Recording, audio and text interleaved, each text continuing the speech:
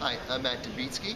I'm the editor of the upcoming anthology District Comics from Fulcrum Books.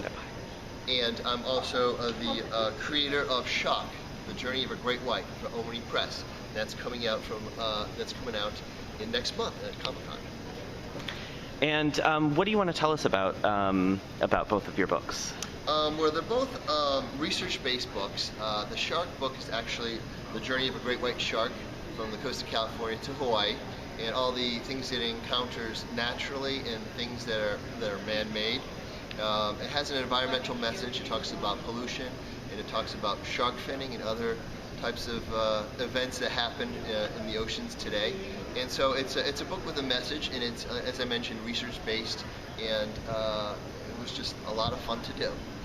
My second book, District Comics, is about the history of Washington, D.C., and we have some very unique stories in it, and each one is told with a unique kind of perspective, a unique narrative.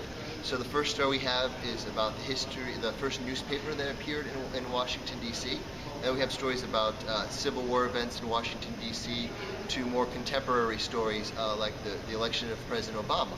But as I mentioned, each one is told from a different perspective. With the Obama story, for example, we have the story of the police officer who designed the inauguration badges for the event, and how he designed it and kind of what came about.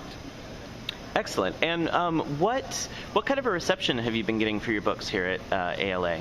I think it's been wonderful. I think the librarians are interested in it, primarily because they have an educational component, and there's a lot of research based in these stories, so they're factual.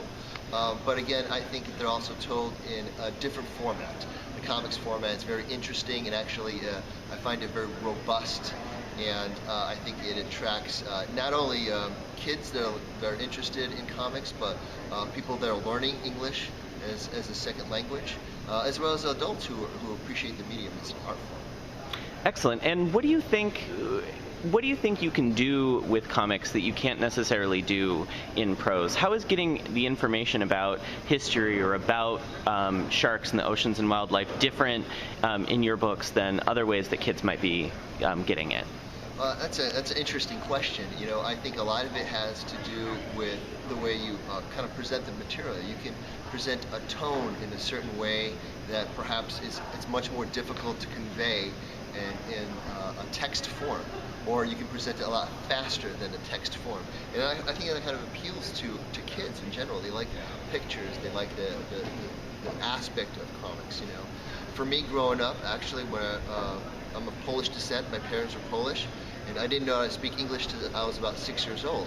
And one of the teaching tools that my mom used to teach me English was she bought me comic books. And so that's how I learned to essentially to read. And that's something I still carry today, even with my own kids. I show them comics, and they're interested in the pictures, but then all of a sudden they kind of gravitate toward the words. And it's just a very unique form of art. And what is a comic that either that you're reading today or that you've read recently that you really love, or that had a big influence on you as a creator? Right. Let me think about things that I recently read. Was actually one of the interesting things I've recently read was I think it's called The Green River. It was about the Green River Killer. The Green River Killer, and I read that recently. And again, that's a story. I guess I'm attracted to stories that are based on actual events. The art in it was beautiful. It's very clean and clear. It's adult content. That's another interesting thing. And these comics cover anything from cartoons that are designed for kids in a simple format to more kind of complex types of cartoons that deal with adult content. Just like movies or any other type of genre. So that's what I just finished reading.